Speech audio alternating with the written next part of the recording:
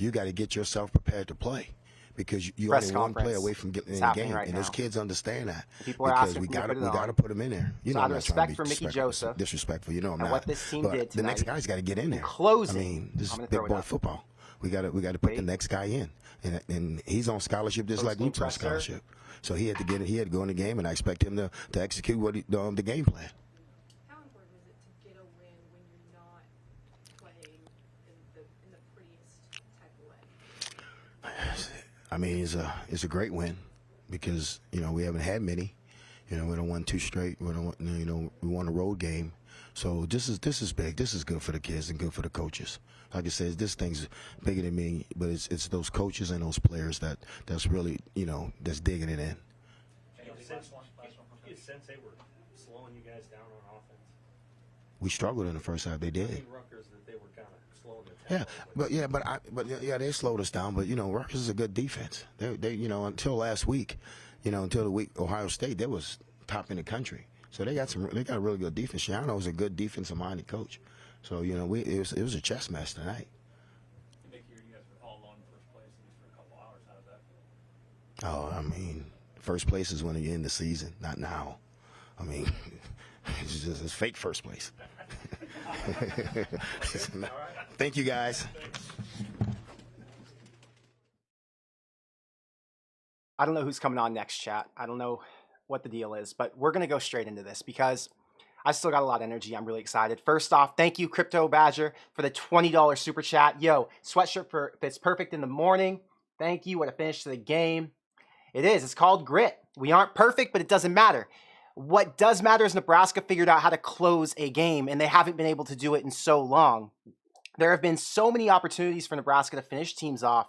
I think they said 5 games where Nebraska's lost by 3 points. That streak is finally snapped. Granted, it's against a Rutgers team who, you know what I have to say about Rutgers. They are not a good football team. And even though they kept it so close today, they are not a good football team. Evan, so proud of the defense. Second half was the best I've seen them play since the second half of Michigan State last season. Also, that truck by Grant was one of the nastiest I've ever seen. Thank you for the $10, Evan. Thank you for being a member. The truck set the mood. The truck changed the game. Now, I'm not going to lie to you and tell you I wasn't nervous the entire first half, because I was. The entire first half, Nebraska was giving them opportunities to bury them. The defense...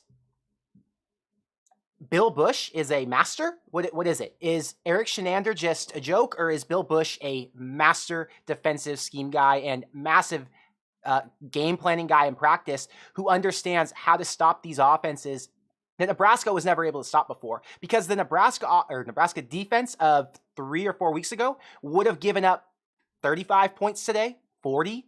They would have allowed Rutgers to run wild on them. They would have missed 3 times as many tackles. Tackling was not the best in the first half, but things got cleaned up. As they went on, they got stronger. The defense just, wow. Evan, the defense, you're right. Unreal. Jeremy, we adjusted better than we ever have. Thank you for the 20, Jeremy. Appreciate the support. We're going to talk about that because Nebraska in the first half, offensively, obviously, I think it was 60-some yards in the first half or something dumb. They punted 5 times. And they didn't get in the end zone once. They didn't have an even chance to attempt a field goal. The offense in the first half was dead. It felt like we needed to get Casey Thompson out because the offensive line was playing so horribly. And we needed to get a spark like Logan Smothers in. My DMs on Instagram were blown up with take Casey out of the game. And it wasn't a knock on Casey. Because Casey has shown time and time again he's got the arm. And he's got the playmaking ability. But the offensive line really struggled today. The penalties in the first half killed us a couple times, but none of that mattered because the defense did just enough. The defense did enough to make sure that Nebraska was in the game the entire way. And at the end, when Malcolm Hartzog closed it out, it was so fitting because he started off with the 2 blown coverages early on. It wasn't even blown coverage. It was he was in a one-on-one position where he just didn't get his head around fast enough, or he had gotten beat by 2 steps. It wasn't like he was just out of position completely. Rutgers just had a better guy going up against him than he was because the other guy was way more talented and had more experience. Malcolm Hartzog is in his second start. He is really raw. He has a ton of potential, but he's not there yet. So Rutgers knew to pick on him. And then at the end, for him to finish it off and get redemption just felt awesome. I think he had a drop pick earlier or something happened in my head with Hartzog. I can't remember. Just a great way to close the game out. Chat, I know you were pumped for it. It's just, it feels good to win one. AJ, thank you for becoming a member. Jake, thank you for becoming a member. Brooke, loved to see Hartzog bounce back in the second half. Yes, just talked about it. Thank you for the $2 super chat. Philip, we did it, Joe. They freaking did it. Thank you for the $2. The way that I was feeling about the game at halftime, a lot of people were messaging me saying, this game's over. We're going to lose this. I didn't look at it that way because Nebraska's defense had played so strong. I thought, if Nebraska can just come out and score, and we know Mark Whipple is an offensive mastermind, right? He might have some issues right now, but he knows how to scheme things up and bounce back. So in that second half, when he came out, I knew Nebraska was going to score. Took them a second. They had to drive the field a couple times, but they freaking did it. And once they did it that first time, I knew they were going to be able to do it one more to close out that game. It was just a matter of time. I was sitting there sweating because it wasn't a sweat like, oh, we could lose this one. I never felt that in the second half. I never really felt it. I'd say the last 5 minutes of the first half is when that feeling went away, where I knew Nebraska's still probably going to win this game. Because Rutgers was just playing like shit, just straight up. They were not a good football team. I'm looking at the stats right now. Oh, man, I'm still coming down off this high. Thanks for being here with me, guys. Rutgers was 12 of 30 for 233 yards passing and 3 interceptions. Their rushing offense, 115 total yards. Their leading rusher had 63. I mean, this wasn't some deadly offense that we couldn't stop, which is crazy because the old Nebraska, like I said, couldn't stop this. Bill Bush, man.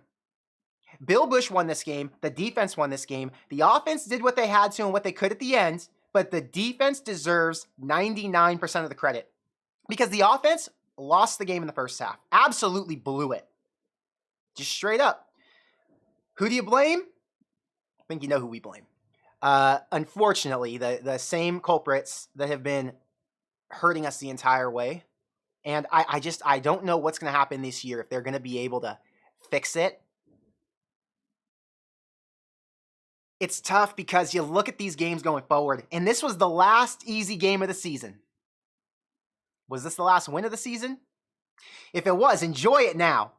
Because we're 3-3 sitting at the top of the Big Ten West right now. Number 1 team in the Big Ten West.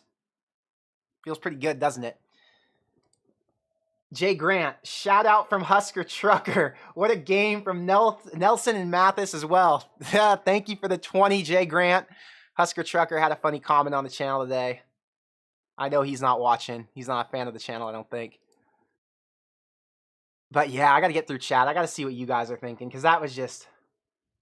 It was a fun game to watch. It was a stressful game in the first half, but it got a lot easier to watch in the second. Jake says that Casey looked like he hurt his arm or something. It did look like he hurt himself. I don't know what'll happen going forward, but he came back strong. He's a tough player. He's kind of got that little Adrian in him. He'll just work hard and work through the pain, right? He's not sitting out from practices, I can tell you that. He's ready to go. He wants to win. I saw a little interview clip from him on Sean Callahan today where Sean talked about, or had interviewed him, and Casey had talked about where he stands with this program going forward. And he obviously wants to be a professional quarterback, but he's going to do what he has to do to get himself right so that he can be an NFL quarterback in the future. Robert says, thank you, Connor, for admitting that Rutgers is terrible. Yeah, guys, we all know Rutgers is terrible. And Woodgie says, why is Rutgers so different from the last time we played them? I mean, they're not that much different. They're just a more experienced Graciano team. Graciano, when he first took over, had to rebuild that program. Now he's got them humming. To be fair, Rutgers defense, we didn't talk about that yet. Rutgers defense, they're pretty good. They're sound because they know how to tackle. They hit pretty hard.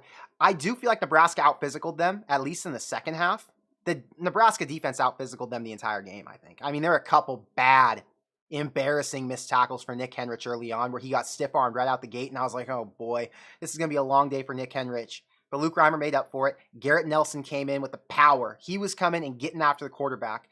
Did he have a sack? I think he might have had a sack. Or he had a tackle for loss, something. Garrett Nelson had a good day. O'Shawn Mathis had a good day. There were some moments. GBR, baby. So good to finally see us win a one-score game. Yeah, like I said, this is the first time in 5 games that Nebraska's won a 3-point game, which is insane. How do you not win 3-point games like this? Well, the simple answer is you don't have good clock management at the end of the game. Mickey Joseph showing some elite coaching abilities by just managing the clock and making sure that Rutgers only had, 50 seconds left to drive the ball? We knew that Rutgers offense wasn't driving on that defense. Did you have any doubt in your mind? Because, come on, I did not. Andy says the refs were terrible. There were a couple funny calls, but what was good was they evened out. It felt like, Nebraska got jammed up early on. Trey Palmer had a play where he had pushed off of the defender, came back to the ball. And it made me tilt my head like, he might have had a hand on and kind of like positioned himself, but he didn't give force and knock the guy out of the way. He just got positioned to get back to the ball because it was thrown a little bit behind him. The Rutgers player did the exact same thing, and he got called for it too, and Rutgers is booing the whole deal. Nah, you deserved that, because if the refs are going to call it one way on some BS, they better call it the other way. So at least they were fair in that regard. Andrew says the Rutgers crowd was booing at the end. I heard they were saying F Casey or something foul for who knows what reason. Inappropriate. Big D, thank you for the $10 super chat. I'm happy we won, but if we were playing anyone else, this game would have been over in the first quarter. Defense won this game. So if we would have had this exact same scenario, go back to the game it looked like Oklahoma. It looked very similar to Oklahoma in the beginning of that game.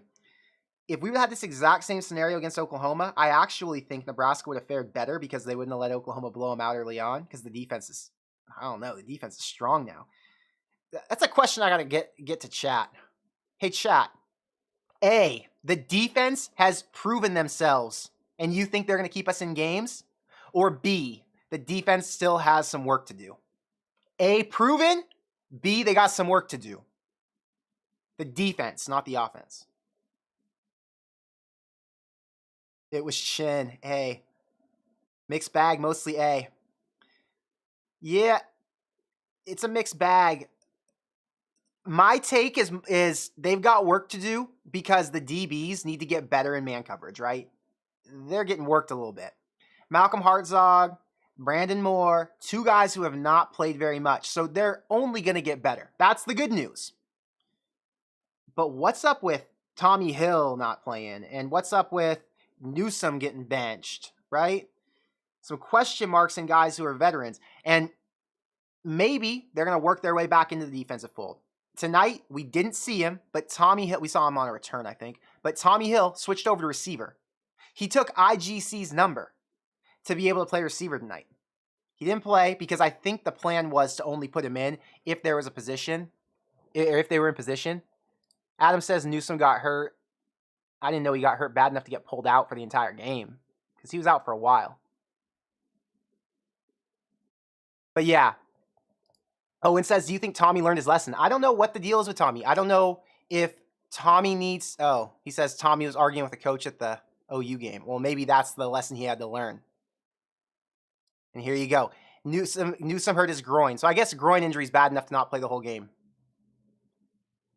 Well, that was impressive by the defense to still lose your number 1 corner and still have a guy who can go in there and be serviceable. Brandon Moore had an interception. I'm not sure what his overall grade is going to be. I didn't pay attention to Brandon Moore enough, but serviceable, that's enough. We got to talk about Anthony Grant's hit. Anthony Grant, coming out of the half, had a run down the sideline. I don't even need to explain what it is. You guys know exactly what the hell happened. The DB, I think it was a DB, ran up on him, and Grant lowered his shoulder and drove straight through the guy on the sideline. The dude was out cold, I think. Done. So I don't know if that was the play that Nebraska needed on offense to remind them who they were and that they were playing Rutgers, but that one play shifted the energy for the rest of the game for the offense.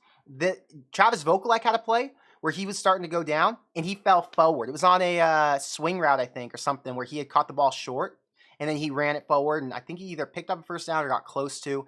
But the way the offense started to hit, that was the energy we needed.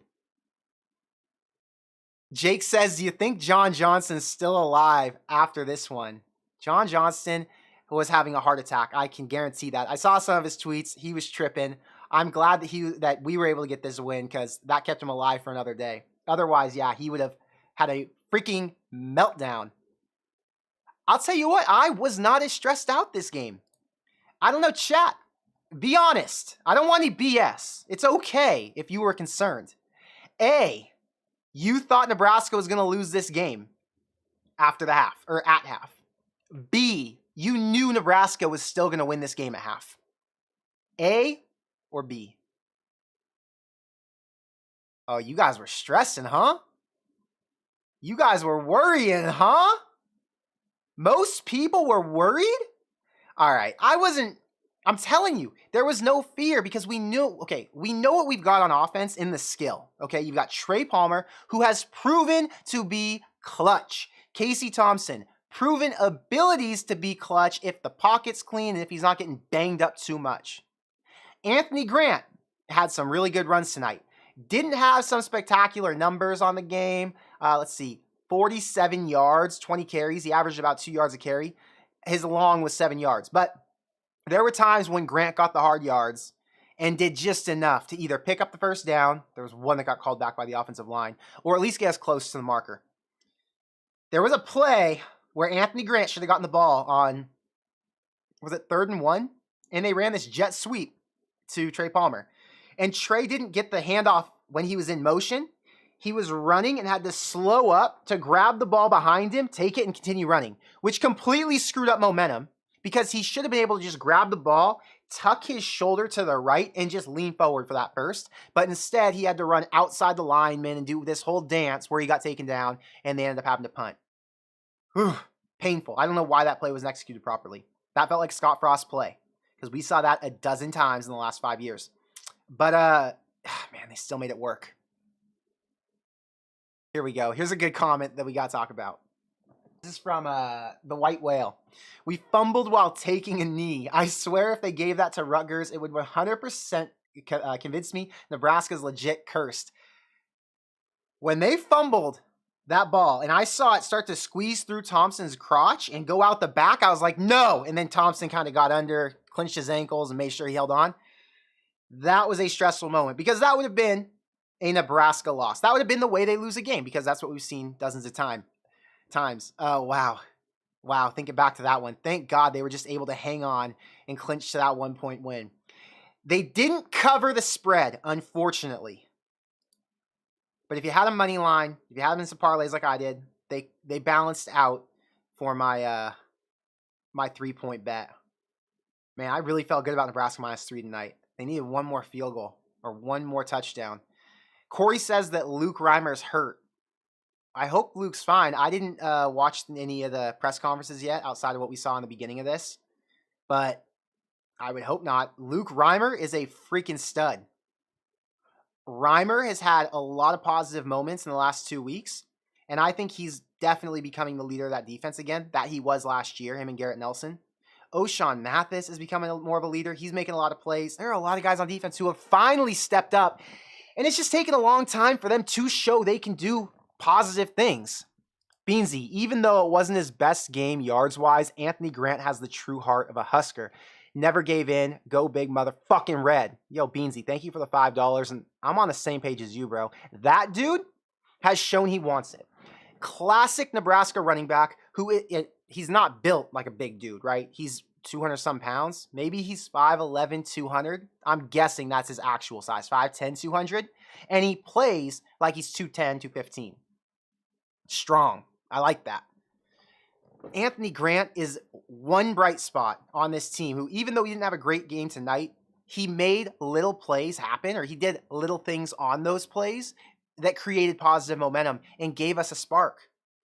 He had a great block on the outside when Casey was about to get sacked multiple times. A lot of times, running backs are not good blockers at Nebraska, at least in the Scott Frost era. And he's showing that he knows how to block. I'm sure you got to credit Brian Applewhite because he's the one who actually teaches it. I didn't see if Jaquez Yant was in on any pass plays and blocked. I wasn't paying attention that close, but I know Grant did for sure. It's those little things that keep us alive. Man Bun says, this game was the turn we have been waiting for 5 years. How is it the hodgepodge staff that can do it, but Frost couldn't? I don't know the answer. I don't think any of us know the answer. But I'll tell you what, winning a game in this fashion is the type of thing that Mickey has to do if he wants to keep his job. It's the type of thing that Bill Busch has to do if he wants to keep his job, right? This new coach is going to come in. Let's say we're going to pretend Mickey doesn't have a chance. New coach comes in. He evaluates and he says, wow, they went out and they started winning games right after that coach who for 5 years could not win those exact same games. They know how to coach football. We're finding a spot for them on this staff. That's my guess on how things are going to work. Now, here's the alternate. Trev Alberts. Lance Leipold today ends up making some comments, or at least the interview came out today, ends up making some comments in an interview saying, I'm here for the long haul at Kansas, and Kansas has committed to putting $300 million into their athletic department.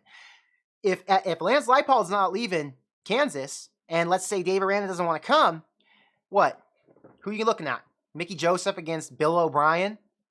Mickey Joseph against maybe a Kalen DeBoer, who's probably not a realistic option, or a guy in the ACC who's kind of, Mickey Joseph is earning a look right now. A lot of comments came in last week saying Mickey Joseph won this game, so that means Mickey Joseph should be the one who's going to take over. And I was like, what are you guys talking about? That's a ridiculous over-exaggeration or getting overexcited over one game. We need to chill out and let it develop. Because tonight, he could have easily lost this game. Let's be real. Bill Busch, credit him for helping out Mickey. I guarantee you, Mickey and Bill Busch are popping bottles tonight, and they're doing it together, and Mickey's hugging on Bill because he knows Bill carried him to a first half drubbing, carried him through a first half drubbing, and ended up helping them close this one out. I'm just looking at the box score. 0 points in the first half, period. Nebraska teams usually open fast, and it's tough, man. I'm getting back to chat. Riley says we need that big Mickey energy. Okay, so here's a question I got for you. And Rutgers was a well-coached team, so we're going to give Mickey some credit for this win. But we can't overhype the win yet. There's still a lot of football left. We got 6 games left on the season against some pretty good teams. So, A, Mickey's your first choice for head coach. B, there's still time left. We got to wait and see. It's okay if you say that there's still time left. We got to wait and see. That's not a hater idea. Okay, so still some time left. People are being reasonable in the live chat. On the videos, people are jumping to conclusions real quick on the main videos in the comments saying, yo, Mickey needs to be coach now. Crown him king. Look, I love Mickey, but we got to chill out. It's a lot of time. Yeah, it's a mixed bag, though. You guys are still, it looks like you're 50-50 on the Mickey or the no. Bill Busch is the MVP. Bill Busch should get the game ball. Who's the defensive player who gets the game ball, chat? Man, Luke Reimer had some good plays. Garrett Nelson had some clutch plays. Malcolm Hartzog had the game-winning interception, but he did give up a couple big ones. Brandon Moore, that was another clutch pick. I don't know what point in the game that was. I guess third quarter. Miles Farmer had a big pick. Miles Farmer. That's another one you got to look at. For me, it's got to be Nelson, Reimer. I don't know what Miles Farmer did outside of that pick, though. Good question.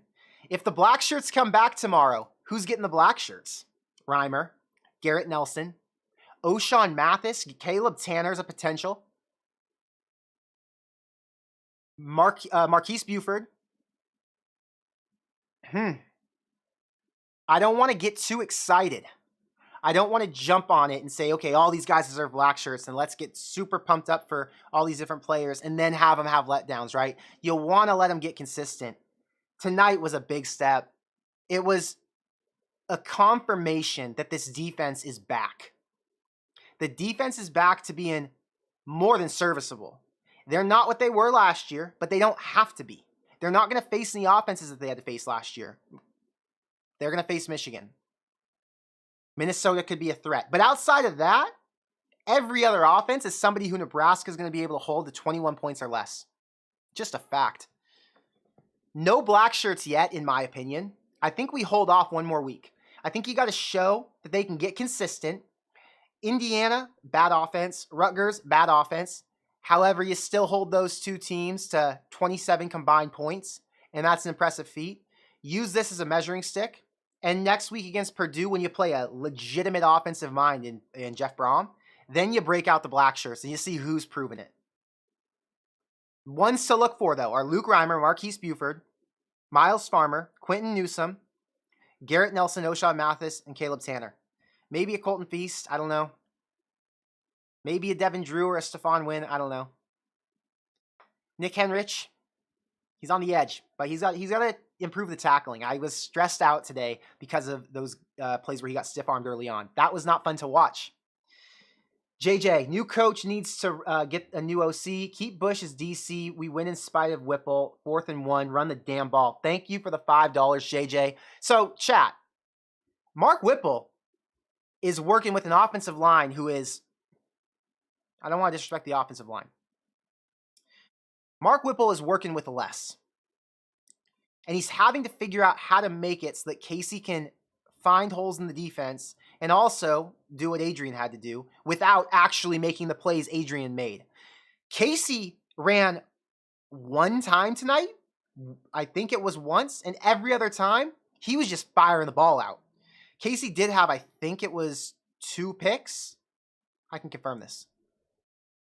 Casey had 2 interceptions.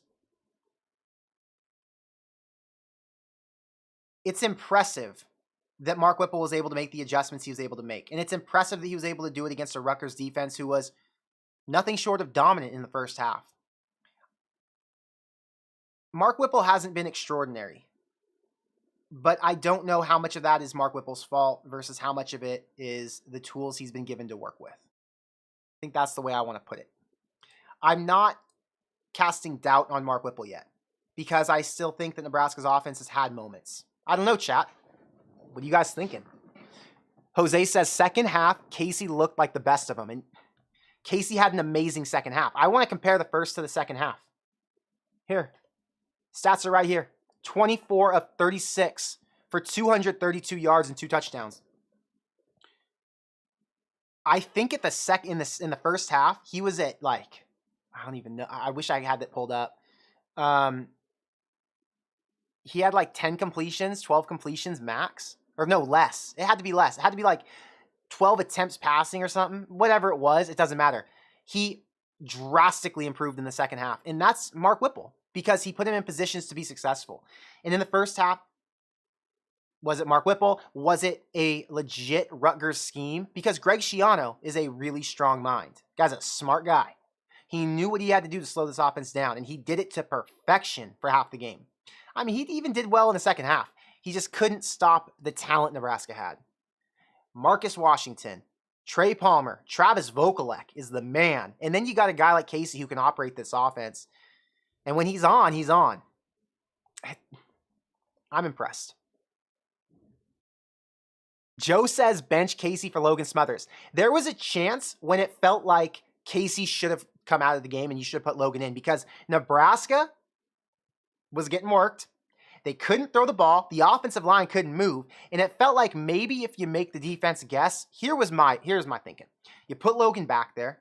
You let him run some zone reads. The defense now can't get that straight up push. They're going to have to take a second to think about their read. So the defensive end, instead of getting that straight rush off Ben Hart or Hunter, Anthony, they'd have to pause. And in that pause, it would allow Nebraska to get another 2 yards. They didn't do it. They didn't need to. But I thought, along the same lines as Joe does, that might be an option. But for whatever reason, it wasn't.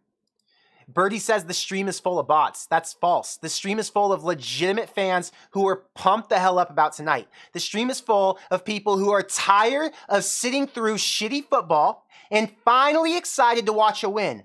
Birdie, not one person in here is a bot. This is excited Nebraska fans.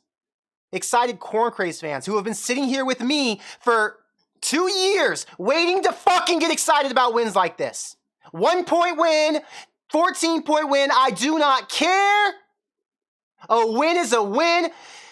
Rutgers, doesn't matter. Next week, Nebraska is tied for first going into Purdue with a Big Ten West title on the line. That's all you can ask for. We sit for an entire 9 months in the offseason waiting. Can Nebraska do something positive? Can Nebraska take us to the freaking promised land? And they're in position to do it now. Do they do it? I don't know. I don't want to get too excited. But just the fact that we're in position and alive, it feels freaking good. It feels freaking good to be 500. Not to have a losing record. To win on the road. Hello! A win's a win. I'm sleeping good tonight. I'm going to the USC game tomorrow, and I'm not going to be freaking embarrassed wearing my Nebraska gear. I'm not going to be sitting there talking to other fans like, man, you guys are down bad. Not today, soldier. We won. Back-to-back Big Ten games. What's good? Bring USC here. You want to play in the Big Ten? This is Big Ten football. Look at that defense. Those are black shirts. That's Mickey freaking Joseph. Play with him. Oh my God. I feel freaking good tonight. I got good energy, obviously. Thank you guys for all being here. Birdie, sorry to tell you, this stream is not bots.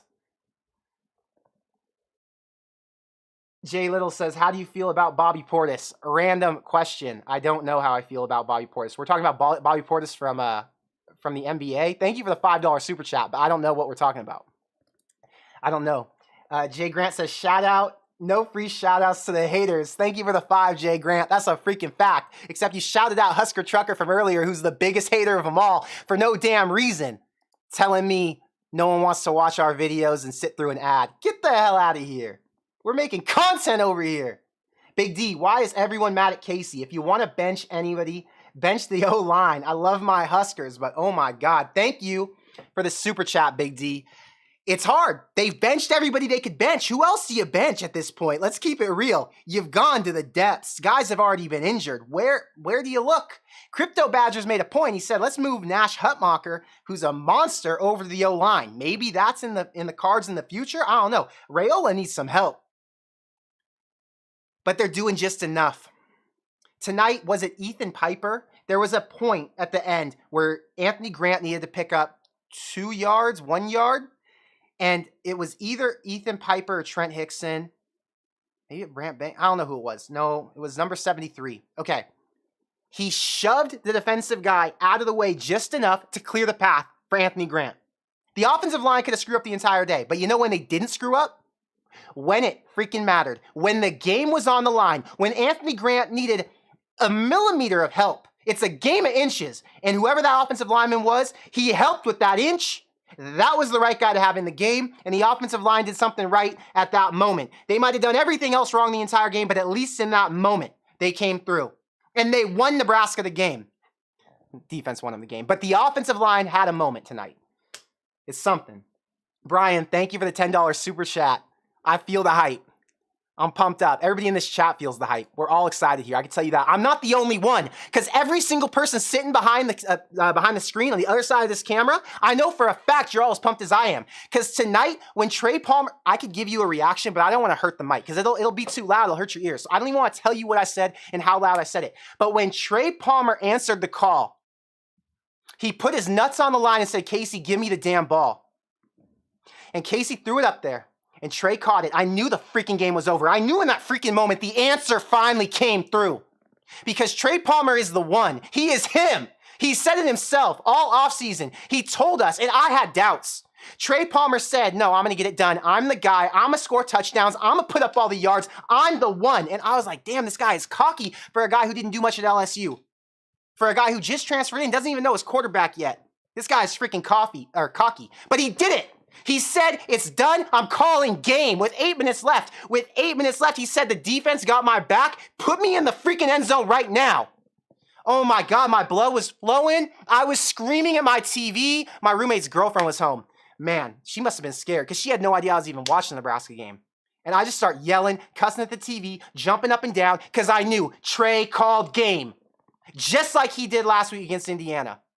That guy's a freaking monster. I told you in the video this week, Trey is the answer. Get him the ball because he's the one who will win us games on offense. When no one else can get anything done, it's Casey to Trey.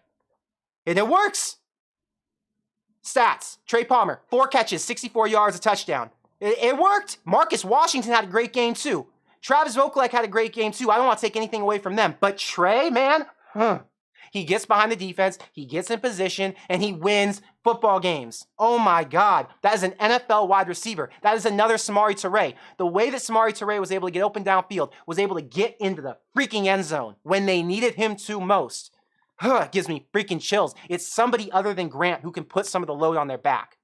Keep in mind, Casey Thompson has to get in the ball, so he gets a lot of credit.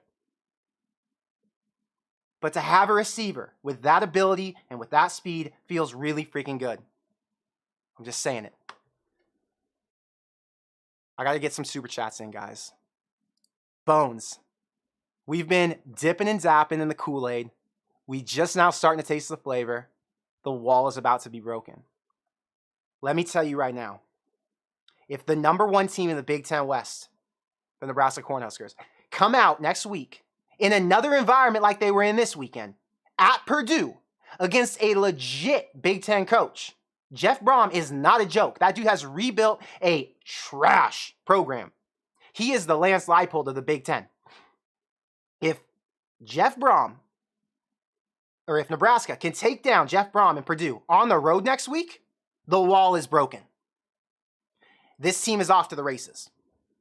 This was a letdown spot this week because you got to think, Nebraska got really emotional after they finally won. They got really emotional doing it for their coach. And it was a lot to try and go on the road to Rutgers in a decently hostile environment, in the all-black unis, at night, on a short week, the whole deal. It was a letdown spot. They overcame it.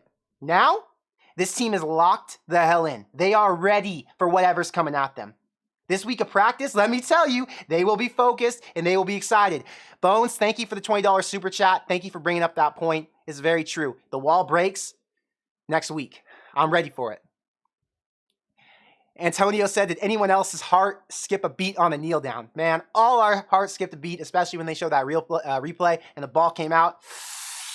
Would have been a way that Nebraska loses. Would have been the way they lost in the past. Thank you for the $5. Appreciate you. And Nick with the $10. Thank you. First in the West, baby. Let's go. Skurs by 90. Hey, I don't care if it's by 90. Just give it to me by 1, and I will feel freaking good. Every single way Nebraska lost last year, if they won the opposite, which means win by 1 score, I'm not freaking complaining. I'm sitting here posted happy. Sleeping good. Watching football on Saturdays the rest of the day, knowing that my team is not the problem. Scrolling on Instagram, knowing that my team is not the laughingstock. Sitting there knowing that these players are getting what they came to Nebraska for. Development, wins, good coaching, because that's what you're supposed to get when you come to Nebraska. And they're finally starting to get it. Man, thank you, Bill Bush. Thank you, Mickey Joseph. You guys are freaking awesome. I know they're not watching this, obviously, but those guys have turned things around.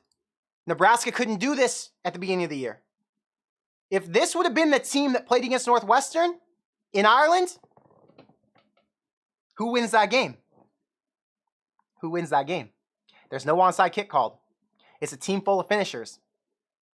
Nebraska probably wins that game. Neither here nor there, but just something to think about, man. Just something to think about, man. People are saying Birdie's still commenting. I don't see Birdie's comments, guys. Gregory, thank you for becoming a member. And Public Eyes Outdoors. Yes, Mathis had a massive play for the win. There have been a couple moments now in these past couple weeks where Mathis has shown us the signs that he is still the man that we recruited from TCU. He is still the man who came to Nebraska and got a, how much? $600,000 bag? Something stupid. He's showing that he deserves it. If he wouldn't have tipped that ball, and keep in mind, the ball was like right here. It was barely tipped. If he wouldn't have tipped it, that would have been a personal or a PI. And it would have put Rutgers, I think, on their own 40-ish, somewhere in there. All they needed was a field goal. Rutgers' kicker almost hit a 58-yarder. Not almost, but, he got close enough to where if they had to kick a 50-yarder, I would have been nervous. So shout out Oshawn for coming up clutch when it freaking matters. Zach's asking, when was the last time Nebraska won 3 conference games in a row? I don't know that answer off top. I don't want to be wrong. I've heard it 1,000 times. Someone in the chat knows. Someone in the chat knows. Imagine being 4-2 right now, though. It's painful to think about. It is painful to think about, but you know what's even more positive to think about? More positive to think about? Not being 2-4 right now. Because we were on the verge of being 2-4. We were on the verge of being 2-4, and Bill Bush said no. Trey Palmer said no. Casey Thompson said no. Man, it feels freaking good. Max says, gotta win one for the next 3. Feel like Wisconsin and Iowa are the most likely wins left. Illinois is going to be really tough. Minnesota is going to be really tough. It's crazy to think that the easiest 3 are Purdue, Wisconsin, and Iowa on the schedule. And the toughest 3 are Minnesota, Michigan, and Illinois. Thank God Illinois is at home. And so is Wisconsin. That makes those games a lot more manageable. If they do have letdowns against Purdue and Minnesota, it is what it is. Hopefully they can pull one of those off. It'd be a miracle. But the thing is, they got the defense to do it. Tackling's got to improve. First half game plan's got to improve on offense. But they're still in position, and that's what matters. That's what matters. Scott with the $5 super chat. Thank you for the support, Scott. 2 Big Ten games in a row. 2 Big Ten wins in a row. Big Ten win on the road, 1 score win, and Big Ten win on the road. All things we haven't done in a while. Just winning, period, feels weird to me. I'm going to be honest. We won against North Dakota this year, and the last time we won before that game was Northwestern. Winning doesn't feel normal to me yet, which is sad as hell. North Dakota didn't really feel like a win. Like a Big Ten game feels like a win. It is sad. Damn. Now that I'm thinking about it, why does this feel so unusual to me? It's offensive. Oof. Eagle says that he thinks Nebraska will have Wisconsin's number. And at this point, the way Nebraska's defense is playing, they're going to beat Wisconsin. But you never know what's going to happen because now you've got Jim Leonard in there. He could totally change up their team the same way Mickey did because Mickey has created a new team. It's awesome. Coco Uno says, damn, I love that hoodie. Thank you. The Corn Crazed Social Club on the back. It's got the Corn Crazed Social Club graphic. It's a fire hoodie. I love it. On the sleeve, it's got the little corn embroidered. Hard to tell because the light, but yeah. It's a fire hoodie. I love it. I made it for you guys, but I'm wearing it. Bones says, we have been dipping and dapping in the Kool-Aid. Wait, didn't you already say this, Bones? Oh, I already read that one. Dash Camera, thank you for the $5 super chat.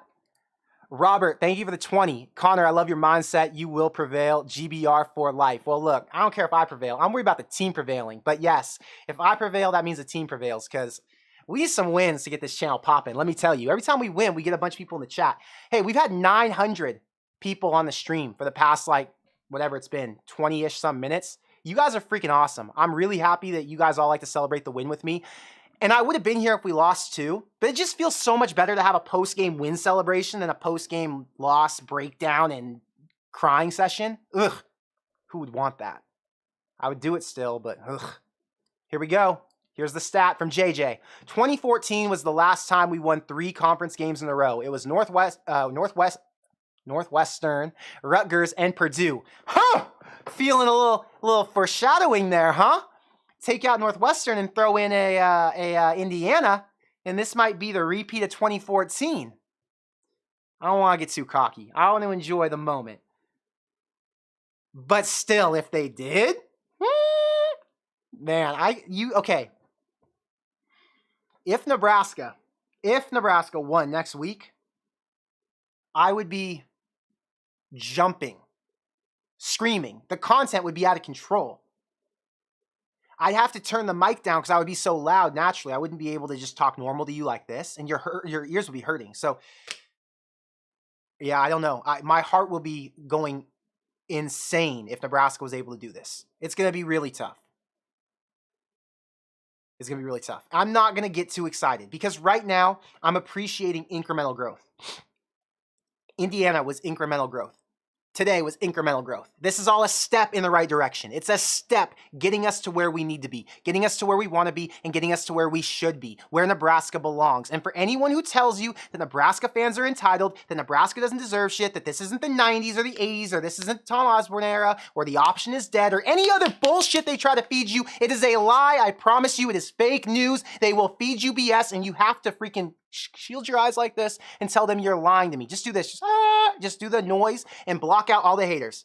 Because Nebraska belongs in this position. Nebraska deserves these wins. Nebraska's meant to have these wins. They have a fan base who supports them to the furthest ends of the earth and have sat through the most shit and still delivered when it mattered. Still delivered on TV ratings, still delivered when they buy stuff, still delivered when they've got to travel to road games, still deliver when they got to go and buy tickets for home games even when they suck. We deserve this day. This was meant to happen. Manifest it. Manifest that Nebraska's a better program than everybody else tries to tell you. Because they are, I promise you. The Wheelman, Rutgers sell out with rows of empty seats. There were no fans in those stands tonight. That stadium was half full, and they're preaching sellout. When Nebraska preaches sellout, it is actually sold the hell out. Ugh. Sellout. That was a joke. The Rutgers boosters bought them all up. It's so true. Tonight feels good. Man Bun says, and thank you for the $5, Man Bun. Love the answer about the turning point we've been waiting for. Thanks. Also, the merch is fire. Thank you for the support. And yeah, it is the turning point. Because we need to hit these, incremental goals, I guess you can say. It starts with finding ways to win close games. The games you're supposed to win, which is tonight, game management. And then you take it up a notch to being able to compete with really good teams. Purdue isn't really good, but they are good. So we start there. If they can compete there, then we take it a step up. And they got to play against Illinois, another team who's good. Not really good, but good. You compete with them. Then you take it the next step and you go really good, which is Michigan. If we see positive progress all the way throughout, that's all we can ask for. Positive signs. Tonight, a non-positive sign would have been if Nebraska got shut out. It would have been if Nebraska would have allowed Rutgers to score 35 in the first half, which they were on pace to do. And then Nebraska wouldn't have been able to recover. Because if the defense didn't hold tonight, Nebraska would have lost this game. Because that first half was Rutgers' chance.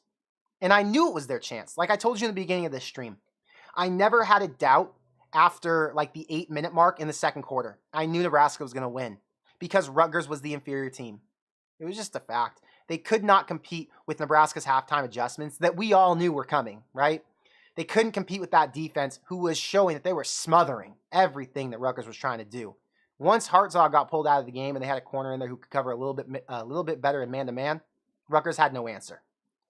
So, yeah, all I know is these incremental growth points, we're checking them off the list. And if we continue to do so, it's going to be a really fun season to watch. Eagle says the score is a lot lower than some predicted. I think the projected score was 50 or 49, so we got to 27. Yeah, it was about half as many points as anyone expected to be scored in this game, which makes sense because Nebraska left 7 on the board when they threw that pick. Rutgers left about 24 on the board. So, yeah, that's why. They got to be killing themselves. Rutgers was Nebraska of tonight. They gave the game away. Think about that. All of those times when you felt like shit, Michigan State, Michigan, Iowa, what other games were just brutal? I think those are the 3 biggest ones from last year. Northwestern from this year. Those painful post-game moments where you sit with yourself and you're like, what the hell did I just watch? That team didn't want to freaking win. That's Rutgers tonight. That's what it's like being a Rutgers fan tonight. That is Greg Schiano's life. That is how Noah Vedral feels. They didn't want it. They gave it away. Nebraska did not deserve it outside of the defense. They did not deserve to win that game. The offense gave it away, just straight up. You can't play a second half, the second half of your life, and expect to just win. You need a lot of help. Defense gave them that help. Sunflash, thank you for the $20. We won. End of story. We are Nebraska, and this was total growth, and that's a fact. We're Nebraska. This is growth. We're still alive in the Big Ten West, And there's still a reason to watch college football next week. There's still a reason to wear your red and not be freaking ashamed. That's the key here. You get to wear your gear, and you don't have to look down at the floor when other people look at you. Because they look at you and they're like, geez, aren't you embarrassed to wear that shit? Like, hell no, bro. I got this shit on because we won. I got this shit on because this is winners. I'm one of them. I'm a winner. Could have been much worse. Could have been much worse. AJ, thank you for the $2. Gonna pick up one of those white hoodies. AJ, I wear a size large in the white hoodie. I'm 5'10", 180. They're pretty sick. If you want to have it oversized, I'd go for a size XL, or I'd wear a size XL. 5'10", 180, again, is how big I am, to give you an idea. Oop, here's a comment to me. Haslow says, Rutgers sold the game when their corner threw Oliver Martin to the ground. Yeah, what was that? That was a Nebraska thing to do. That was what we've seen. That was a classic Nebraska moment when the game is pretty much in position for you to win, because all that had to happen, Rutgers needed to get the ball, and then they could have driven it down, kicked a field goal, and won the game. Right? That's all that needed to happen. Their corner has Oliver Martin 5 yards, I think, short of the first down. Out of bounds. Time stopped. Nebraska's going to punt to you with plenty of time left to drive, 40 yards, so you can kick a field goal. And he throws him to the ground for no reason out of frustration and costs them the game. It's something I've seen before, but thank God it wasn't on my side. Thank God it was them and not us. Felt a lot better watching it from that perspective. Jerbear says, extremely exciting that we finally pulled out a close one-score game on the road after playing bad for most of the game. It's hard to say Nebraska deserved to win it. It's hard for me to say Nebraska deserved to win it, honestly. Like, I want to say it. I mean, technically, I guess they did deserve to win it because they won it, right? But no. Did Nebraska deserve this win if you look at the complete body of work from today? Probably not. Because against a lot of other teams, they would have lost. Against almost anybody else on the schedule, they would have lost. They got lucky because they were playing a terrible Rutgers team. And Mickey needs to settle that down. He needs to figure out what to tell these guys and what to coach them on specifically to make them realize we got better today. We did something positive, but there's a lot more that we need to do to grow because we're not going to win any more games unless we fix these issues. It's the sad truth, right? Nebraska in any other game this year would have lost, right? Is anyone disagreeing with that? I don't think so. There's no way in hell you put up no points in the first half against the rest of the Big Ten and still win. I mean, that made no sense. Even the defense, they would have struggled to stop some of these other offenses because Nebraska was allowing them to be in great field position and get into position to score multiple times. And the D miraculously showed once again that they are legit under Bill Busch. Thank God Chins is gone. That's all I'm going to say. Thank God Chins is gone. Big D, thank you for the $5. I think when Rutgers started changing the QBs up is when they lost the game. Great content, Connor. Keep this rolling. I'm so happy we won GBR.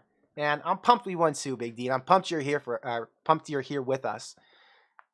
Yeah, the QB change deal is odd, but the thing is they've been doing that so much this year. They had to keep doing it for whatever reason. I'm not sure if Noah was hurt. He did take a pretty big hit at one point. I'm not sure if it messed with his hand or what, or if they just felt better with Simon going in there to throw. But Simon had 2 picks, I think. Let me see. 3. Simon had 3 interceptions. He was 6 of 15. Oof. That whole switch up the quarterback thing did not work in their favor like they had thought it would.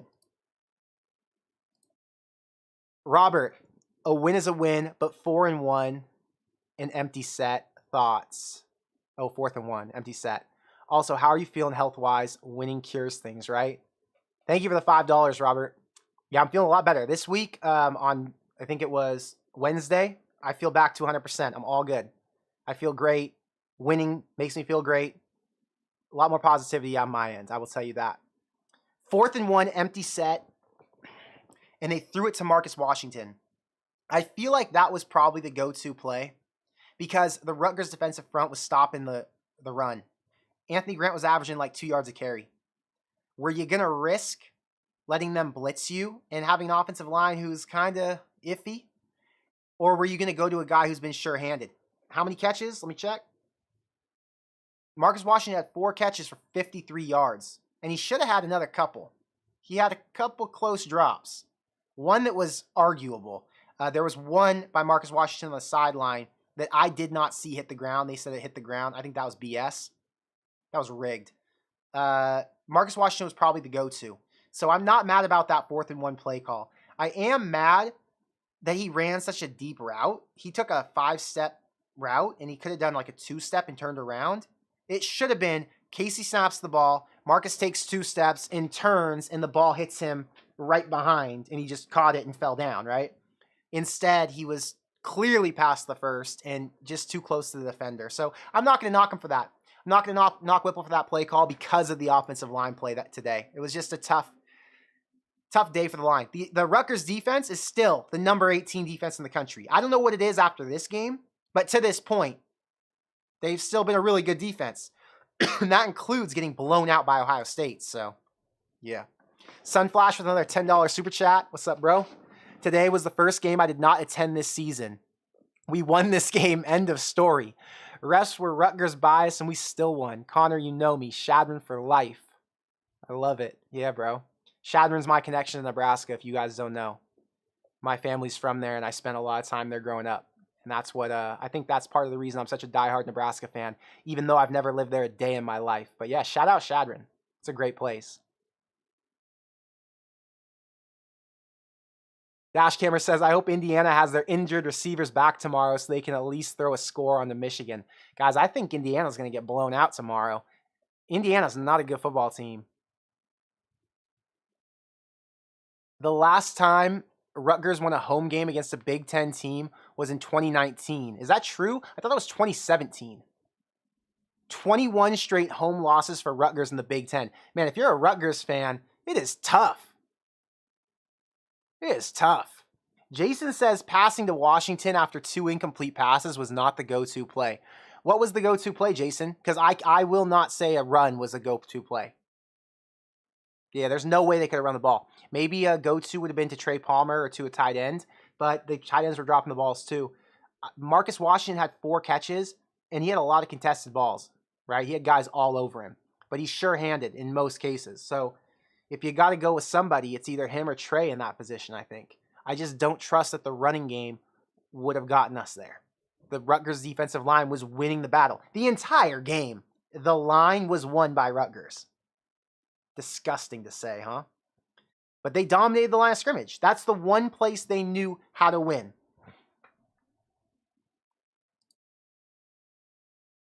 Gabe says, I've been to Shattered a few times. Beautiful landscaping and nice town. It is a very nice town. I heard they have a Runza there now, so I'm excited to go back. Steven, thank you for the $2. The O-line is a liability, but the defense is A1. Yeah, and that's the deal. The defense did enough today to save us. Jay Little says, do you think Marcus Washington plays too erect, thus causing the drops? I don't know. He has to go up and get the ball anyway, right? But does he play tall? I don't know. I guess that's a thing Mickey's got to coach him on. But my guess is no, because Mickey's coaching him, and Mickey knows what he's doing. So if he is doing something wrong, I would assume we see some changes, but I got faith in Marcus Washington's play. He's a really good receiver. He's proven it this year, and he proved it last year at Texas. He was solid. So, we had Zach Smith come on to the show, who was, I think, his recruiter at Ohio State before he committed to Texas. And Zach Smith thinks that Marcus Washington is the best receiver Nebraska has, talent-wise. Says something when you get that from another receiver coach from an opposing team, former receiver coach. 8 men in the box by Rutgers most of the game, and that's what was punishing. How do you run a 4th and 1 with 8 guys in the box with no offensive line? Does that make sense? Even with Yant, even with a fullback, I feel like the odds are you're getting pounded in that position because they know you're going to run. You got to throw it. That's my take.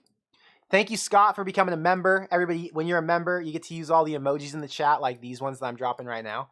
And I can respond to you in comments quicker because I see the little corn next to you. So members get priority responses in the comment section, which is great for me because then I can start getting to know you guys better and responding to all your comments every time. Stewart says, who knew keeping the defense simple would make such a huge impact?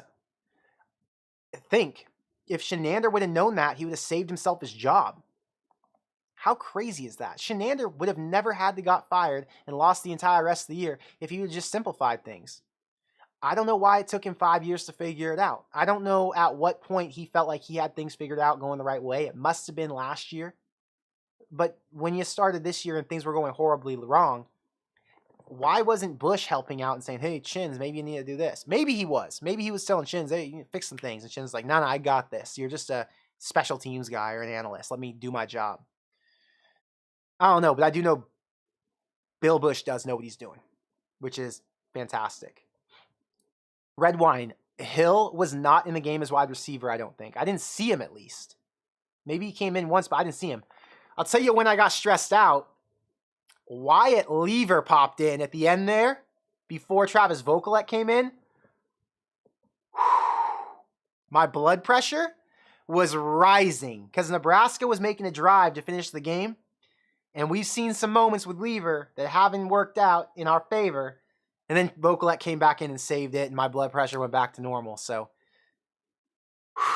thank God. Memphis says the game was won with a beautiful display of clock management at the end. Something Frost could not figure out. That's just a fact. Mickey Joseph hasn't been a head coach, and he still knew what he was doing.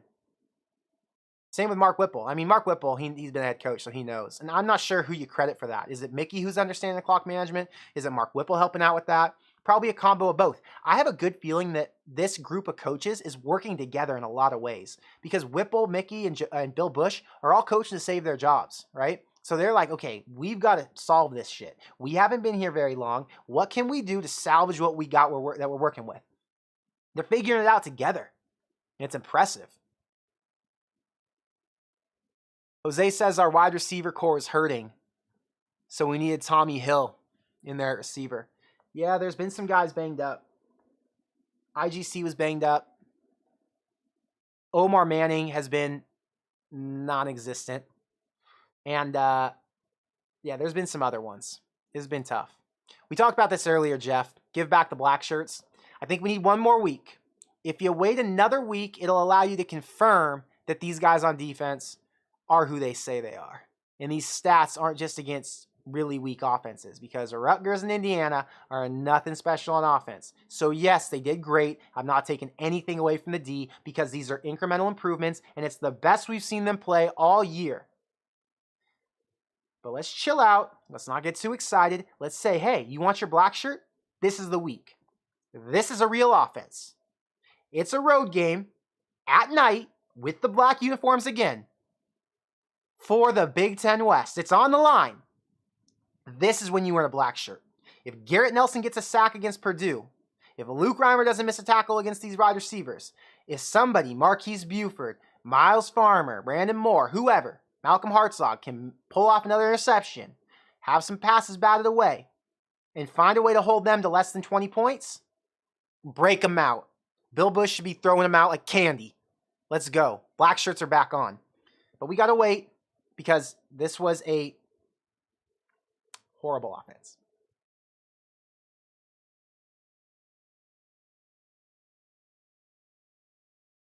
Memphis thinks that Reimer might be out for a while. I gotta watch the pressers. I haven't really watched them, so I'll see, and I'll give you guys my take on that. This week we'll see what it's looking like. Hopefully Reimer's not out because that dude's really freaking good. Stephon Wynn was getting held the entire time. There were a lot of guys who were getting held that whole game on the line. They couldn't get in position because the Rutgers guys were doing what Nebraska's done in the past, just bear hugging, which is kind of BS. Wise Pine says, what do you think about the Frost and ASU rumors? I think it would be fitting for him to go back to the Big 12 or the Pac-12. I don't think they're true. I think that he's friends. I heard somebody say that he's friends with the current interim head coach at ASU. So I'm sure that guy called Frost up and said, hey, I'm trying to rework my team. We're trying to win some games. Come down and help us out. So I'm betting that Scott Frost is just down there helping him, giving him some ideas what they can do on offense because they got a mobile quarterback and they're playing against Pac-12 teams who Scott Frost has beaten before. So maybe that's what it is. Thanks for becoming a member, Cactus. Appreciate you. Chase says family or friend of Reimer and his family got a text from him saying it won't be bad. Promise. That's good news to hear. So if Reimer isn't out, then we can still be optimistic about the D. Husker Gray says, I wanted 4 wins at the end of the year, but now we could win 5 to 6. Yeah, Nebraska's in position to win 3 more for sure. Illinois, Minnesota, Purdue, Iowa, and Wisconsin. That's 5 games.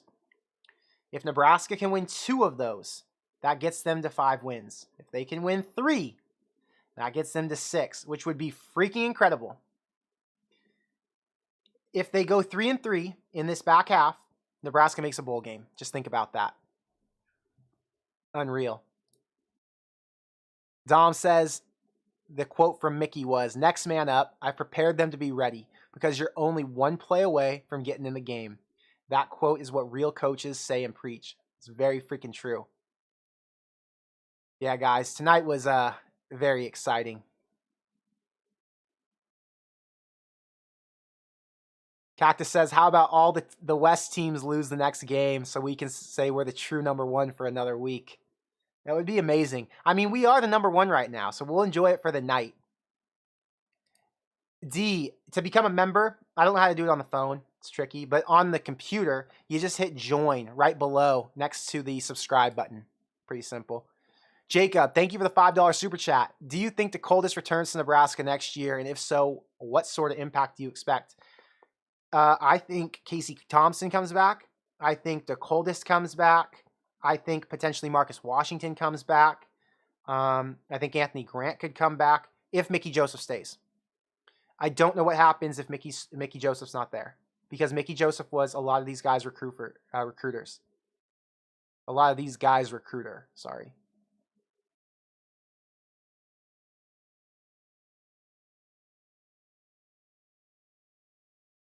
Press says that to become a member on the phone, Android lets you do it, but Apple won't let you. Apple's so dumb. Iowa and Illinois play each other tomorrow. One of those teams is going to lose. Illinois is, I think, a 3.5-point favorite in that game. So if Illinois beats Iowa tomorrow, Illinois will be tied with Nebraska for first place in the Big Ten West. How bizarre is that? Northwestern plays Wisconsin. So that would be insane too, because I believe Wisconsin would fall behind them because they have 2 losses in the Big Ten. Yeah. Wow. It's a very weird year in the West. Very weird. Carson says, how many wins do you think Mickey needs to stay the head coach? So we're in a very interesting position because a lot of coaches are going to get things offered to them. I talked about this earlier. Lance Leipold is now being given a $300 million facility at Kansas. I promise you he's going to stay there now.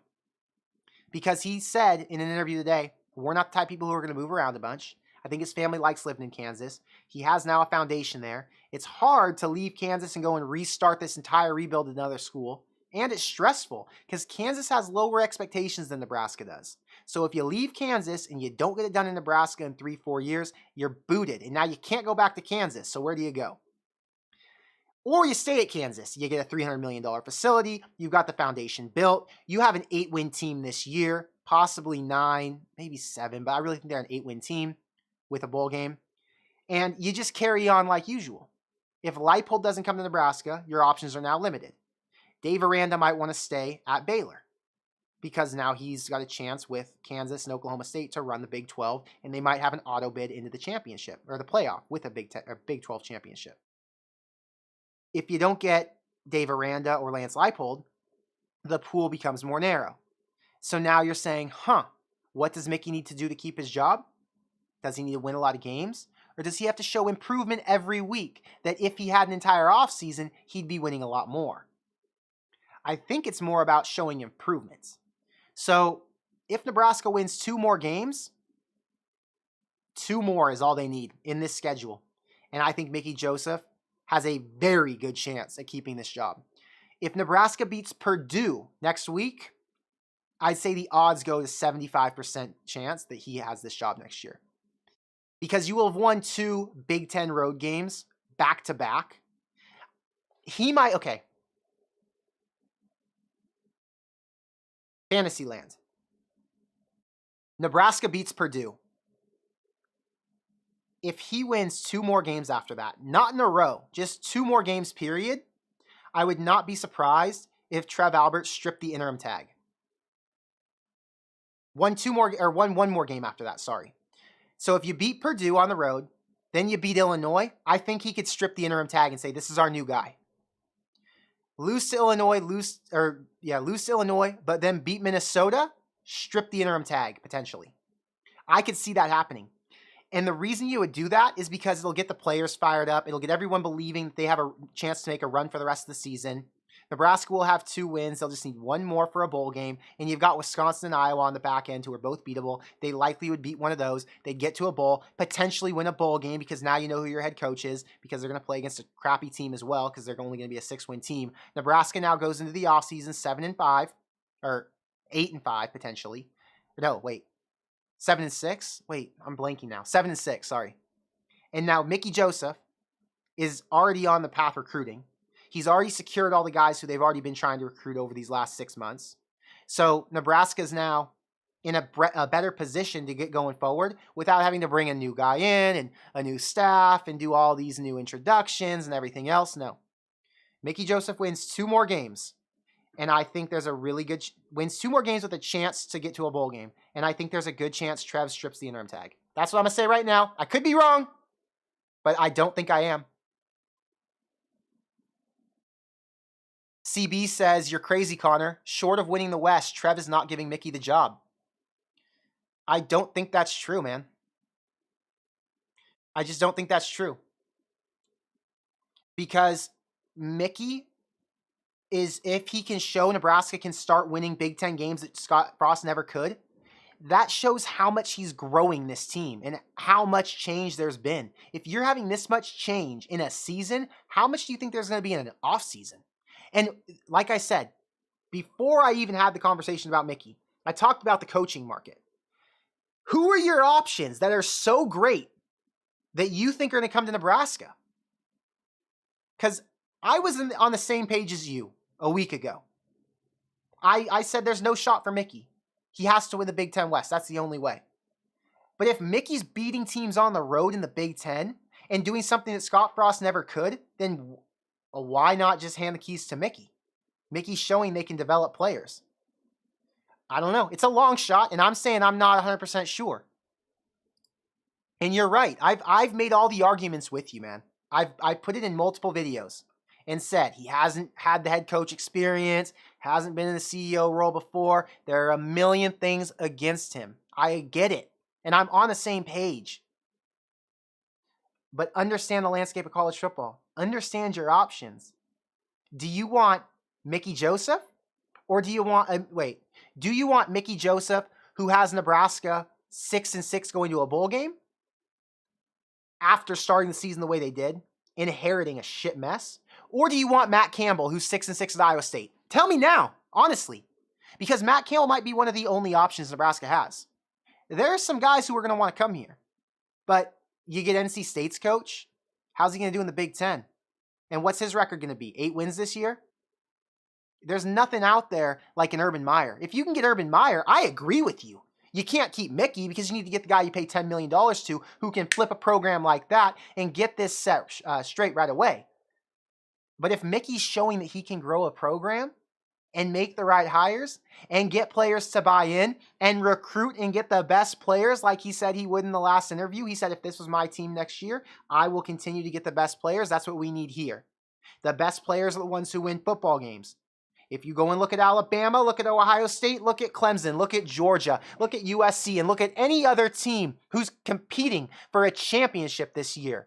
What do they all have in common? Can you tell me? They all have 5-star players. They all have the top 4-star players. They have the best players in the country because the best players in the country are the ones who win football games because those are the guys who have the talent to compete at that level. Nebraska's players, as great as they are, when you're getting a 3-star guy from Nebraska who runs a 4.5 and is not as fast as the guy at Alabama, and you just put them head to head, they're not going to win. You have to get the guy who has the competitive edge, the raw skill, the born with it. There are a lot of guys who are born with it who have not come to Nebraska, who won't come to Nebraska, but who Mickey Joseph can get to come to Nebraska. It's a fact. You can't argue with it. There's a lot to say for player development, and I'm not knocking player development. Do not take my words and twist them. You have to be able to develop guys. You have to make sure you get guys who buy in, that fit the culture, the whole deal, 100%. But if Mickey Joseph can recruit those guys, it's a valuable deal. I promise you that is valuable. Eric says Mickey can bring in the 4 and 5 star players. I guarantee it. I guarantee it too. Mickey's already doing it. Mickey's been doing it. Colin says, my sources at Goodwill have confirmed that Lane Kiffin will be the next head coach. I love that. That's actually really funny. That's actually really funny. Stewart says it makes sense why he would be good at head coach. He has 20 plus years of position coaching experience. Right. That's part of it. He's been on a championship team. He knows what it takes to recruit in Nebraska. He knows what it takes to win at Nebraska. He's learning the Big Ten now. There are a lot of valuable things he's learning in this process. Trev Alberts has final say. Don't come for me. I'm giving an opinion. I'm giving you an idea. I'm floating something to talk about. I'm not telling you the way it is. I'm not telling you the way it's going to be or how it should be because I don't freaking know. I'm a guy in my bedroom. All I'm saying is, look out for Mickey. The guy's proven some stuff right now. And at this rate, I would not be surprised if Trev Alberts is thinking the same thing that you and I are. That's all I'm saying. Don't be mad at the messenger. There's a lot of people saying MJ every day. They like Mickey. Listen to Trev's press conference. He describes Mickey Joseph on what he's looking for. Mickey already has more Big Ten head coaching experience than all Big 12 coaches everyone is so in love with. Hey, Vince, I freaking love that comment. That's hilarious and it's freaking true. You guys want all these Big 12 coaches. What have they done in the Big Ten? Nothing. Zero. The Big Ten is not an easy conference to win in. If Mickey can beat Big Ten teams, especially 3 weeks in a row, pass to him, man. Let's go. Okay, but CB, here's the problem. I take Mickey Joseph over Campbell. Fantastic. That's a great place to start. But not over Aranda. Okay, but who says Aranda wants to come here? There are a lot of rumors that Aranda wouldn't even want to come. We don't know what's going to happen with Aranda this season as well. Aranda, right now, what's his record?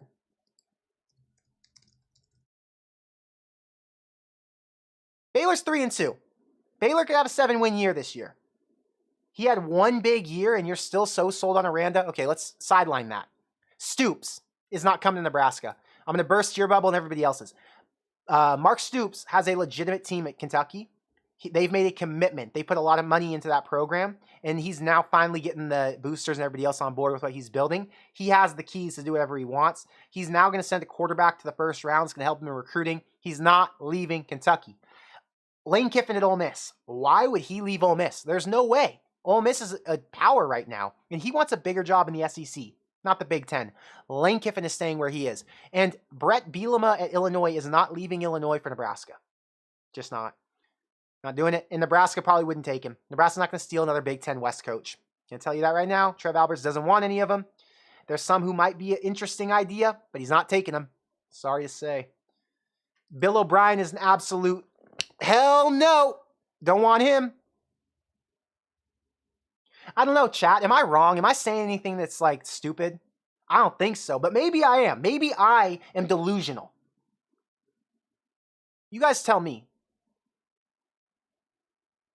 Mike Leach. Could you imagine Mike Leach in the Big Ten with his pass game? I mean, I love Mike Leach. Do not get me wrong.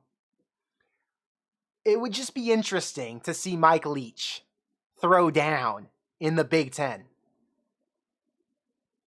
Okay, I'm not delusional. Thank you guys for confirming that. Chase says 60 to 70% chance for a bowl. Wisconsin and Iowa are not as tough, and Illinois and Minnesota aren't as tough with injuries. It's very true. Couple injuries and the game changes real freaking quick. Bill O'Brien's a dumpster fire waiting to happen.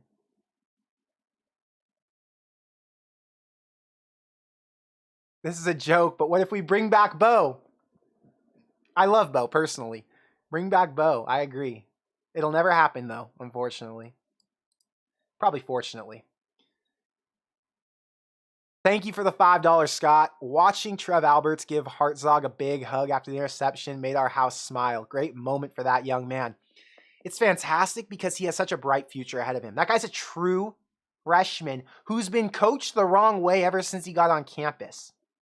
And the dude's making plays. And he's doing his best. He's a really good athlete, has a lot of potential. I think he's a 3-star player. He's not one of those 5-star guys I was talking about 10 minutes ago. He's a 3-star. Yeah, Malcolm Hartzog, bright future. I'm really glad he had that play tonight. It just made up for the moments, the tough moments early on when he allowed Vedral to throw for 67 yards on 2 passes. It was rough.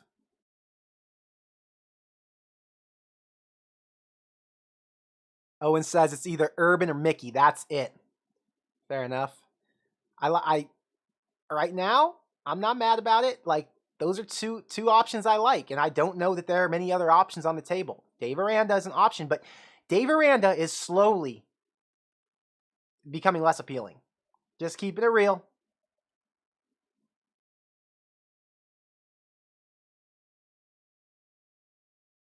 Having Mike Leach's pass-happy offense would be like a resurrection of Joe Tiller's days at Purdue. It would be crazy to see them. They wouldn't run the ball. It'd be weird to see Nebraska not run the ball. Nebraska fans would be over Mike Leach so damn fast. That run the damn ball shit would be out. They'd be gone.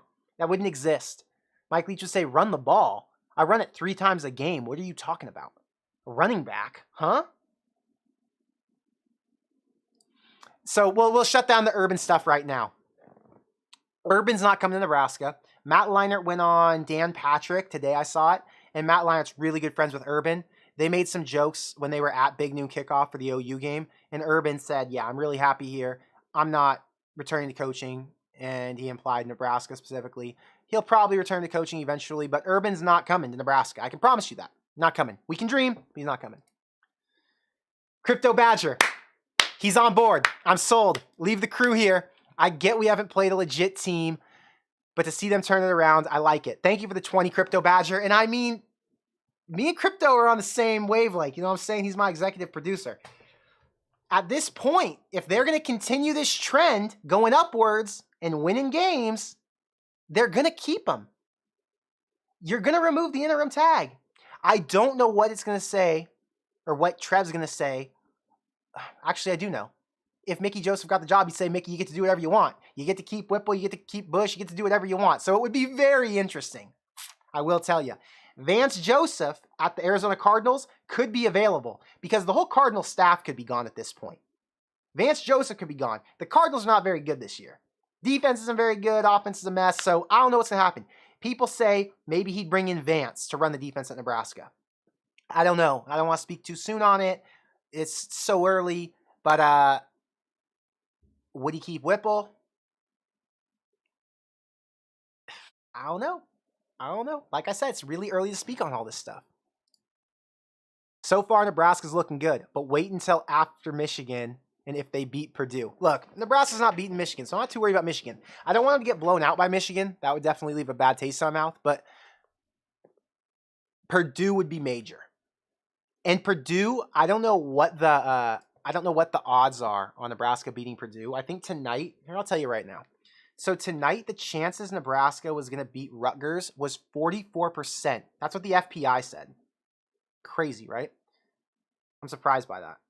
For Purdue next week, as of now, before they logged in the win, there's only a 17% chance Nebraska wins on the road at Purdue next week. Freaking insane. Purdue plays Maryland tomorrow on the road. So it's not like they have some crazy big game this week, but yeah, it's going to be interesting. It's going to be interesting.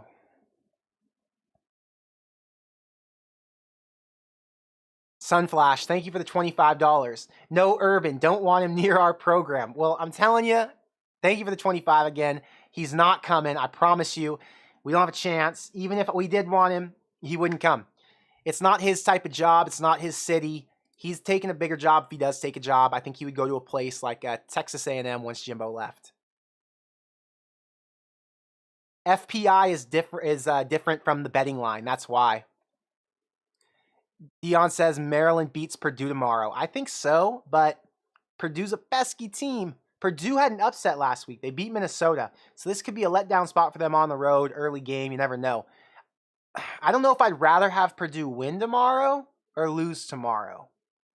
I think either way they're going to be just as tough. So I think I'd prefer Purdue to win tomorrow and get a 4-2 Purdue team. They wouldn't be ranked, but they would be 4-2. It'd be interesting. Chris Kleiman's not leaving because he loves the AD at KSU. Chris Kleiman's a non-option.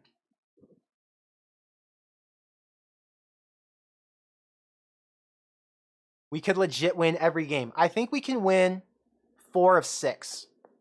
I think that's the ceiling for Nebraska right now. If you were telling me to dream and live in fantasy land, my fantasy is Nebraska wins 4 of their next 6. They lose to either Purdue or Minnesota. They beat every other team, and then they lose to Michigan. So let's say they lose to Minnesota and Michigan, but they beat Purdue, Illinois, Iowa, Wisconsin. They would be 7-5 on the way to a bowl game. Could you imagine? We're not even going to fantasize. We're going to stay in real world, but that's something I'll think about tonight before I go to bed, and it'll keep me up for 3 hours. So exciting. How much more fun is it when there's hope?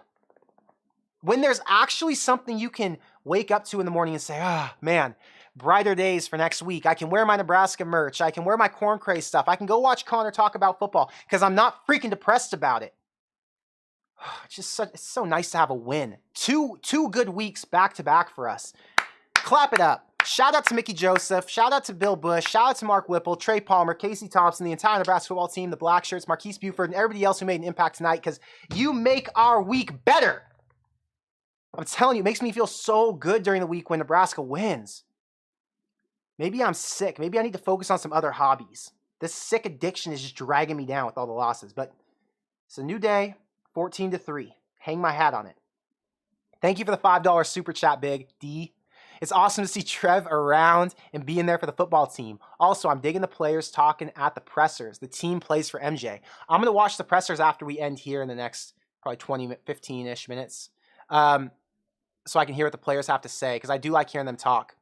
Trev being around the football program is really crucial right now because they're lacking a lot of leaders because they got rid of their defensive coordinator, got rid of their head coach. You've got to have a guy who's the face of the program getting some backing, which is Mickey Joseph for now, but Trev Alberts obviously is a figure who will be there no matter what. So having him around for the players is a good thing. Having him around showing recruits he's as committed to this program as he actually is a really big deal because it shows recruits, well, I can still be interested in Nebraska because they got this AD who's just like a head coach figure at this point. So shout out Trev Alberts. Looked really good tonight. He was rocking his Ultra Boosts. Those things are fire. The white ones with the red stripes. I wore those to the OU game. Those look sick on him on the sideline. Happy we've got Trev Alberts. I'm telling you, having a good AD is a really big deal. We took it for granted before. Sean Eichhorst was trash. Peterson was trash. All of these other administrators around the country who make these hires and then just kind of dip out. Bill Moose, for example, made the hire for Scott Frost and just dipped out, wasn't really involved, gave him an extension for no reason. Like, what is that, right?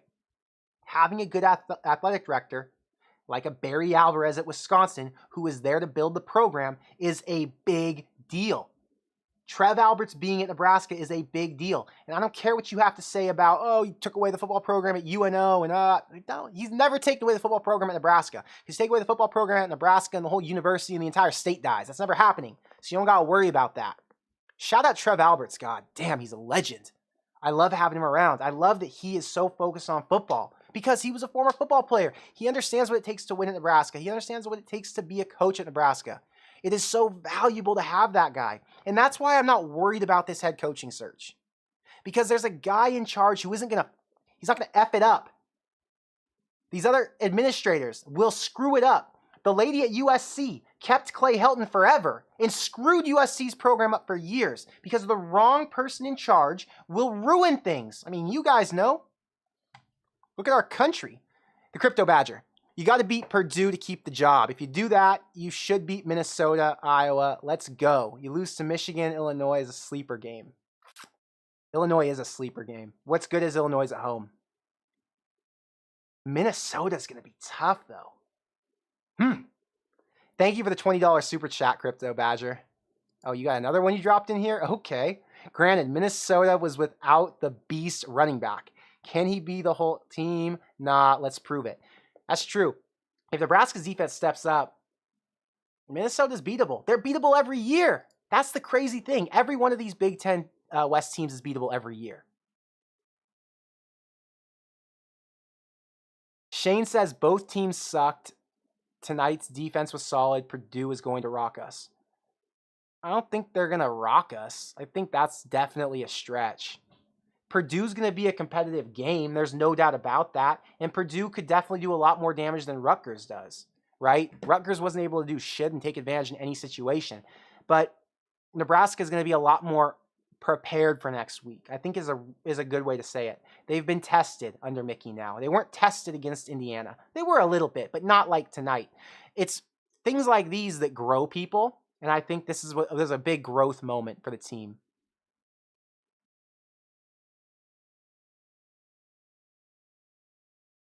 Birdie says, where does Crypto Badger get his money from? I mean, that's simple. He gets it from crypto, bro. It's in the name. There's another locker room celebration video out now. I can't wait to watch that. Nathan says, do you think that the unnecessary roughness secured the win? Was it the unnecessary roughness on the sideline? Thank you for the $5, by the way, Nathan. The one on the sideline with Oliver Martin, you can argue that secured the win. That was a dumb play by them. What were they thinking? I don't know. Switching topics, where does Paul Chryst end up? I think Paul Chryst might be done coaching. I've heard that he's not interested in coaching because of what it is now. It's a lot less about coaching football players and a lot more about managing booster relationships and the NIL and recruiting and all these different things, the transfer portal. I think he's an old school guy and he's kind of over it. You know what I'm saying? That's my guess. Second half adjustments were really refreshing. It was huge. It was huge. It was the entire game. The second half won the game. Man. Nick wants to show Anthony Grant's big hit. Let me pull it up for you guys real quick. This is a good one to show. We got to show it.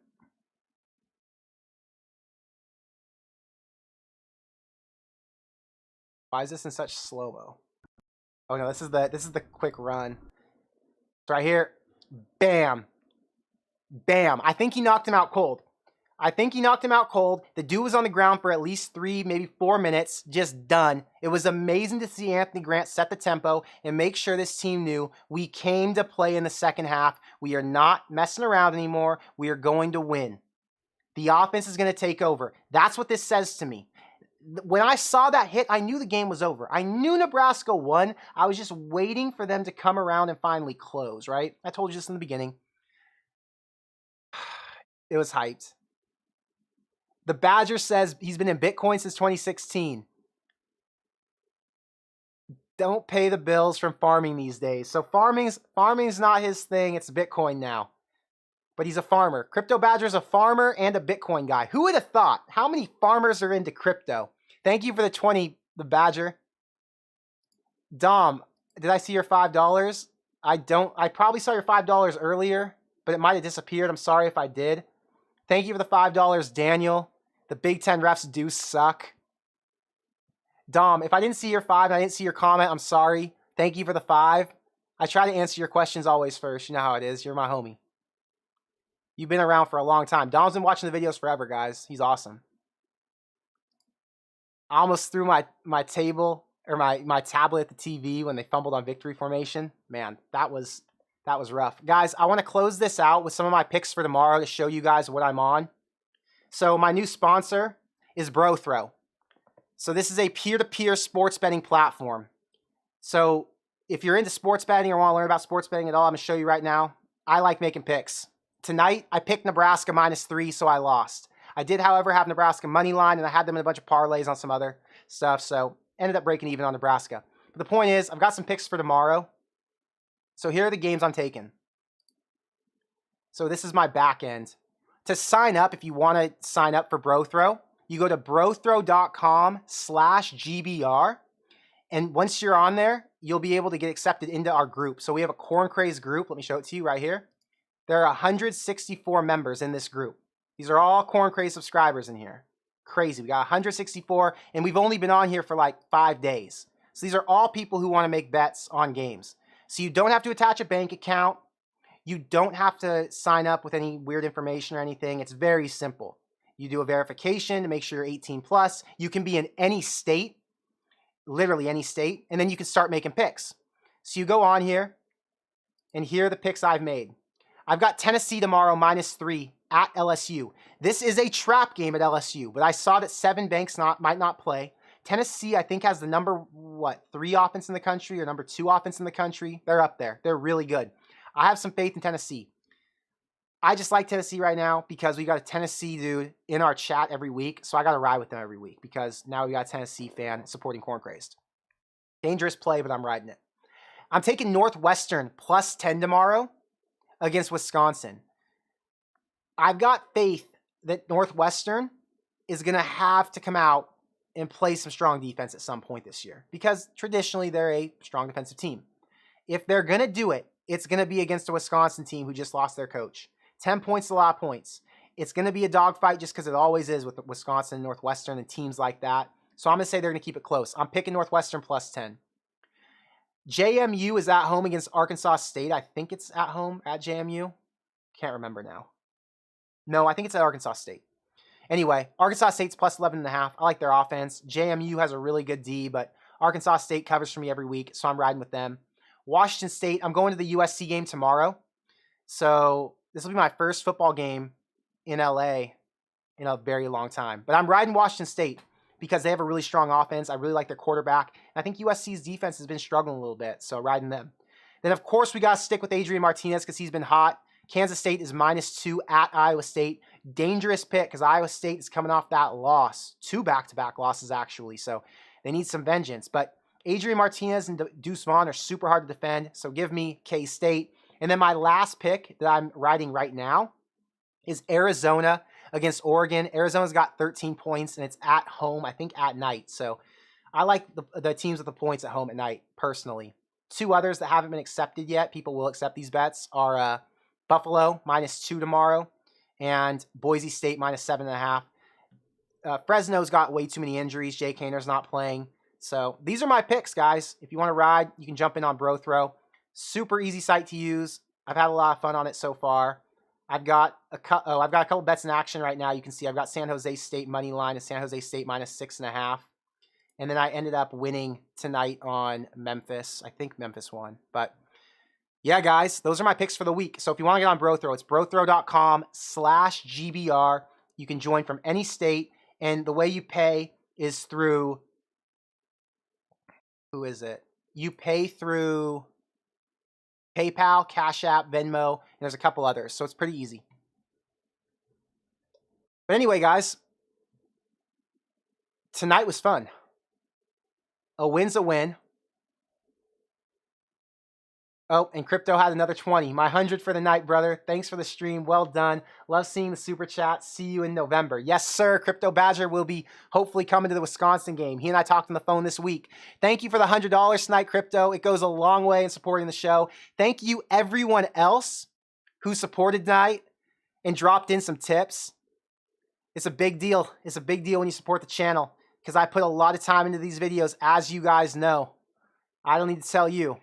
You know hours go into this. It's a lot of investment. Oh, here it is. Houston won the game by 1. Crazy. Wow. Houston pulled through. I can't believe it. Well, guys, I had Memphis Tees +7, so I'll cover those. Jose, thank you for the support. Press Alpha, you don't need to donate to the channel. Just hit the like button, subscribe to the video, drop some comments. I don't need money. I need support in the channel, right? I need to make sure that every time I go to upload a video, you guys are there to watch it. Because when you're there to watch it, it makes me, I'm telling you, it forces me to get my ass back to my couch and start working on the next video because I know you want more of it, because I know you like it. And if you like it and you want more of it, it's my job to deliver. You guys supported me when I was nothing, so now I got to give you something now that you're here. That's how I look at it. Uncle Drew, thank you for the $2 super chat. Go Big Red. Guys, I will see you this week. I've got a couple videos. The first one I'm going to put out is a reaction to my preseason hot takes for the mid-season to see where we're at with those. And I'll give you guys a new record prediction. So a new prediction for the rest of the season now that we're at the halfway point. The next video I'll be giving you is the Purdue preview. Then we'll have I'm looking for a guest. I got to figure out who the guest is going to be, but we'll have a guest this week for the Crazed Social Club live stream. Then we'll have thinking the next one. We'll have a Friday night stream. We'll do a pick'em show. We'll talk about the preview, and we'll talk to some people on here again. Maybe we'll do a call-in for next Friday's stream. We'll see.